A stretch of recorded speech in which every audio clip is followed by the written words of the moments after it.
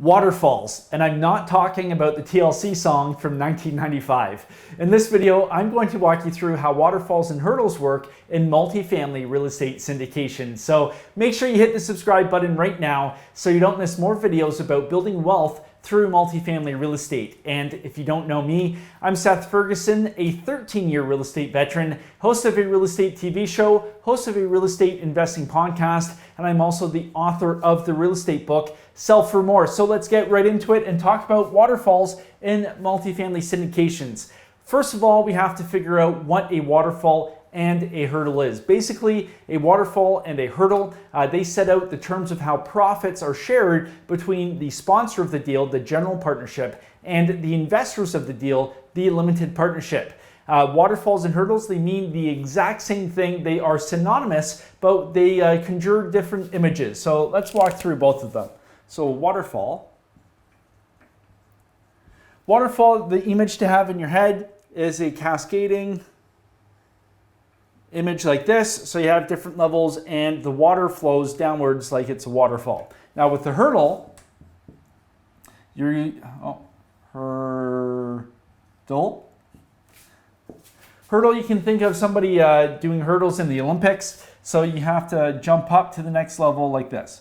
So they mean the exact same thing. It's just different imagery in your head. A waterfall flows down and a hurdle goes up, but they accomplish the same thing. Before I walk you through a couple examples of waterfalls and hurdles, let's talk about why we need waterfalls and hurdles in the first place. Well, it all comes back to investor-friendly terms. We want to make sure that the investors are looked after in the deal and that the sponsor actually performs. So what a waterfall does is it sets out targets for the deal sponsor, the person controlling the deal, and also sets out different ratios or splits of profits. So the better the sponsor does, which means the more money the investors are making because the sponsor is doing a better job and the deal's performing, the greater share of the profits the sponsor can actually partake in. So that means if the deal isn't performing, why would they want the deal sponsor to be making the same amount of money? Because they're not performing. There's no carrot there, no monetary incentive to make sure the sponsor, the general partnership, actually does what they say they're going to do at the onset of the deal when the investors fund it. So waterfalls and hurdles are really important investor-friendly terms because it makes sure that their money is being looked after and their money is being put to work as hard as it can be. So let's walk through a couple examples of a waterfall and an example of a hurdle. Our waterfall example. Now keep in mind again, like I said before, these mean the exact same thing, but you're going to run into different terminology. So with our waterfall example, let's say we have a preferred return of 8%. I'll put a link right up here to a video I did explaining all about preferred returns. But basically a preferred return is, it means that before the general partnership, the sponsor can participate in the profits of the deal, the limited partnership, the passive investors, must hit their target of 8%. Now, after this 8%, then the general partnership can partake or participate in the profits. And in this example, let's say it's 90-10. In this part of the waterfall. Now we move down because water flows down. And then once the deal hits 10%, let's say in this waterfall example, the split changes to 80-20. And then once the deal hits 12%, maybe it goes to 70-30.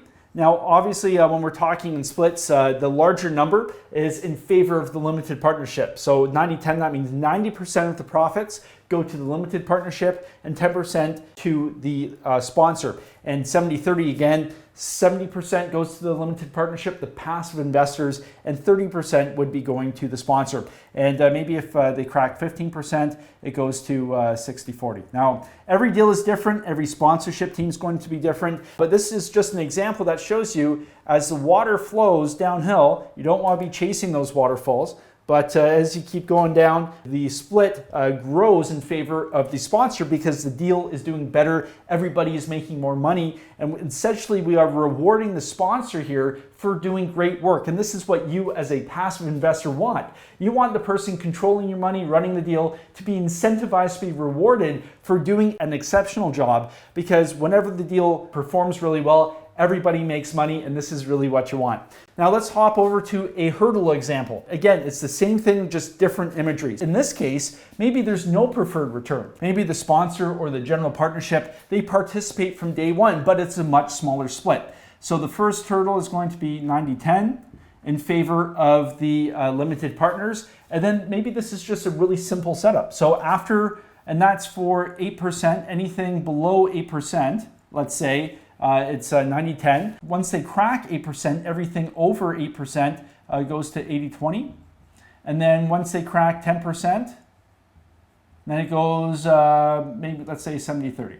Again, these are really basic examples, but this just shows you have to jump up to the next level. The sponsor really has to jump and hurdle, get over that hurdle like they do in the Olympics, hurdle over, and then they can actually get to the next promote level. There are really complicated waterfalls and hurdles, and there are really simple waterfalls and hurdles. Some deals just have a straight preferred return, and that's it.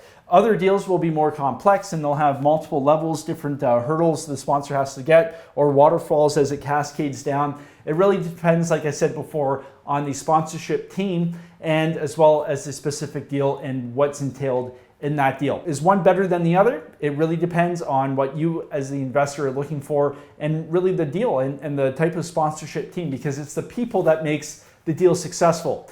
Personally, I subscribe to the KISS principle. Keep it simple, stupid. You don't want to overcomplicate things, because that's whenever there's gray areas or something that's really complex, people may have a misunderstanding, and that's never a good thing. So I would rather keep things simple, pretty straightforward. But like I said, everybody's different. So if you found this helpful, if you got a lot of value out of this and you'd like to learn more about investing in multifamily, check out my free Facebook group. Link is right down below this video. It's a great group of people, and everybody's willing to learn and help each other out. And if you are an accredited investor and you're interested in learning more about the deals I'm currently looking at, head on over to callseth.com and set up a free 20-minute phone call with my team, and we'll get things started. And if you like this video, if you found this useful, hit the like button, leave a comment, let me know what you think. It really helps out the channel. And until next time, happy investing.